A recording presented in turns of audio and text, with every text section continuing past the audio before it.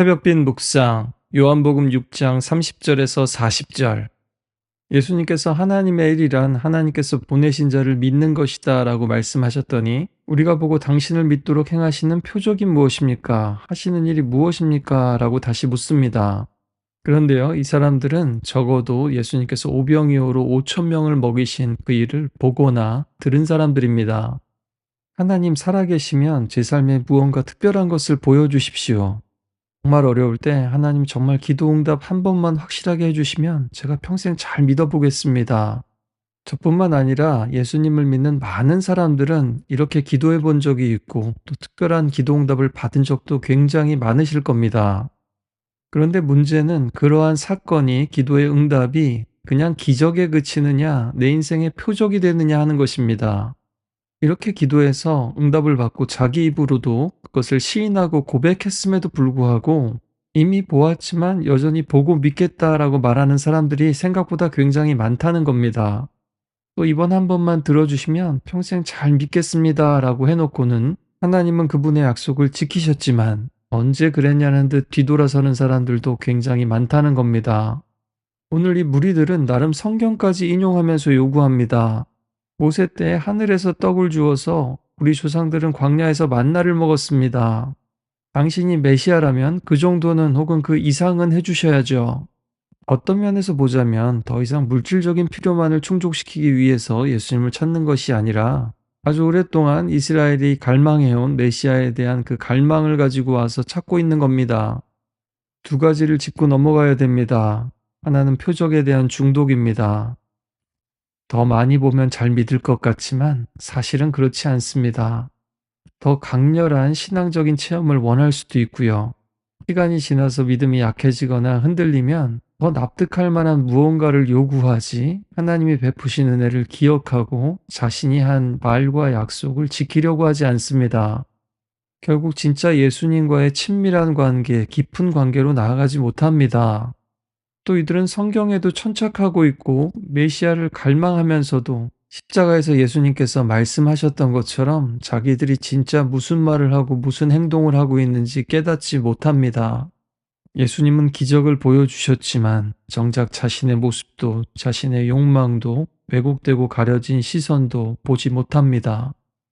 마치 만나의 참 의미를 알지 못한 광야의 이스라엘 사람들처럼 말입니다. 히브리어로 만나는 무엇인가 놀라움의 표현입니다. 만나 자체가 납득할 만한 것이 아닙니다. 매일매일 감탄하고 기뻐하고 누려야 하는 것이죠. 게다가 만나는 그날을 넘기면 썩어버리는 음식이었습니다. 매일 먹을 만치 거두고 축적할 수 있는 것이 아니죠. 따라서 만나는 하늘에서 내려온 양식인과 동시에 이 땅의 음식, 썩을 양식을 상징하는 것이기도 합니다. 그것을 매일 우리로 기억하게 하는 것이죠. 하지만 안식일 전날에는 두 배를 거두고 그것은 썩지 않았습니다. 그들이 하나님의 말씀을 지켜야만, 즉 말씀을 먹어야만 만나도 먹을 수 있었습니다. 만나도 단순히 기적이 아니라 하나님에 대한 온전한 신뢰와 의존으로 이끄는 하나의 표적, 표지판이었습니다. 예수님은 오늘 그들의 잘못된 이해를 교정해 주십니다.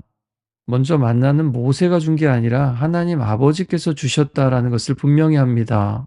사람들은 자꾸만 카리스마적인 리더에게 시선을 뺏기게 됩니다. 그리고 예수님은 하늘로부터 그냥 떡이 아니라 참된 떡을 주시겠다고 하십니다. 요즘 사람들 말로 하면 찐일 겁니다. 참된 빛, 참된 예배자, 참된 포도나무와 같은 표현들이 요한복음에 반복됩니다. 이 말씀은 또한 이 세상에는 가짜, 그림자와 같은 것, 한시적인 것들이 넘쳐난다는 뜻도 됩니다. 지금은 바우만은 소비사회에서 가난한 자란 충분히 소비할 수 없는 사람들이다 라고 말했죠. 요즘 다이어트 하려고 가짜 포만감을 주는 것들도 많이 있습니다. 많이 먹어도 허전하고 많이 갖고 있는데 공허합니다. 겉으로는 가득한 것 같지만 속은 텅 비어 있을 수 있습니다. 만나는 매일 먹어도 언젠가 죽습니다. 그러나 예수님을 먹는 자는 영원한 생명을 얻는다고 하셨습니다. 가난한 자나 부유한 자나 예외가 없습니다. 심지어 하나님이 주신 은혜조차 새롭게 받지 않으면 곧 썩게 됩니다.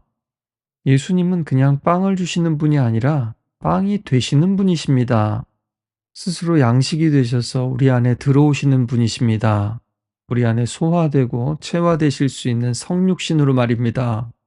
하나님은 우리에게 필요한 모든 것을 주시기 원하시지만, 그러나 결국에 만약 그런 것들이 다 없다 할지라도 가장 중요한 우리 예수님 자신을 우리에게 주려고 하십니다. 그리고 잘 생각해 보면 여러분이 사랑하는 사람들에게도 기대하는 것은 바로 이런 것일 겁니다. 마치 우물가의 여인이 그런 물이 있으면, 진짜 물이 있으면 내게 주셔서 다시는 목마르지 않고 물길로 오지 않게 해달라고 요청했던 것처럼, 이 사람들도 그런 떡 있으면 계속 항상 우리에게 달라고 합니다. 조지 오웰은 동물농장에서 굶주림과 고생과 실망은 삶에 바꿀 수 없는 불변 법칙이라고 써놨죠. 아무리 노력해도, 아무리 노동해도, 나 자신을 갈아 넣어도 결국 잘 해결되지 않는 바로 그 문제를 해결해 달라는 겁니다. 예수님은 그 생명의 떡, 참된 떡, 생명의 물, 참된 물이 바로 나이니 내게로 오라고 하십니다. 나를 먹고 마시라고 하십니다. 그리고 그것이 곧 예수님을 믿는다라는 것의 의미라고 하십니다. 하나님이 우리를 사랑하신다라는 것이 그냥 말이 아니라 우리에게 오신 일인 것처럼, 우리가 하나님을 믿고 하나님을 사랑한다라는 것은 그분께 오는 것입니다. 그리고 예수님께서 내게 오는 자는 결코 줄이지 않는다. 나를 믿는 자는 영원히 목마르지 않는다라고 약속하십니다. 결코와 영원히, 우리가 정말 바라는 것입니다. 강남 불패처럼 영원히 변치 않는 가치, 평생 보장되는 안전, 이런 것들이죠. 하지만 부동산도, 금도, 비트코인도 몇 배로 치솟다가 갑자기 반토막이 납니다. 내 만족의 근원, 인생의 참된 가치를 내 능력과 성취와 소유에서 옮겨 우리 예수님께 두는 것, 그것이 믿음입니다. 여러분, 세상에서 쌓으면 쌓을수록 이상하게 더 목마르지는 않던가요? 생명의 빵이신 예수님은 우리의 배고픔만 해결하시는 것이 아니라 우리 존재 전체를 채우고 또 지탱하는 분이십니다. 또 세상에서는 그렇게 잘 지내다가도 쉽게 팽하고 팽당하지만, 아버지께서 주신 자는 다 예수님께로 오고, 또 우리 예수님께서는 내게 오는 자를 결코 내쫓지 않을 것이다 라고 말씀하십니다. 믿음은 눈으로 확인한다고 자동으로 생기는 게 아닙니다. 믿음 또한 하나님의 선물입니다. 우리는 다만 그것을 영접하면 됩니다. 내가 결단해서 믿기 이전에 먼저 하나님께서 나를 부르고 계셨다라는 것을, 또 내 믿음의 시작 뒤에는 보이지 않는 하나님의 손길이 있었다라는 것을 기억해야 합니다. 지금 우리의 믿음이 유지되고 또 계속해서 자라갈 수 있는 것도 내 손의 힘에만 달려있는 것이 아니라, 우리를 결코 내쫓지도 잃어버리지도 않으시고 그 품에 품어 열매 맺게 하시는 우리 하나님에게 달려 있습니다. 때로는 나의 믿음이, 나의 감정이, 나의 의지가 흔들릴지라도 나를 붙드시는 주님의 손을 의지하길 바랍니다. 귀 있는 자는 성령이 교회들에게 하시는 말씀을 들을지어다. 이기는 그에게는 내가 감추었던 만나를 주고 또 흰 돌을 줄 터인데, 그 돌 위에 새 이름을 기록한 것이 있나니 받는 자밖에는 그 이름을 알 사람이 없느니라. 요한계시록의 말씀처럼 정말 하나님의 공급이 필요한 시대입니다. 주님은 우리에게도 오병이어의 떡을, 그리고 일용할 양식을 날마다 주실 겁니다. 오늘이 제 수요일, 오늘부터 사순절이 시작됩니다. 썩을 양식을 위해서 자신을 갈아넣고 있는 우리들을 불쌍히 여기셔서 썩지 않는 양식을 주시기 위해 십자가에서 자신을 갈아넣으셔서 그 피와 살을 우리에게 나누어 주신 그 예수님께 더 깊이 나아가는 시간이 되기를 간절히 소망합니다.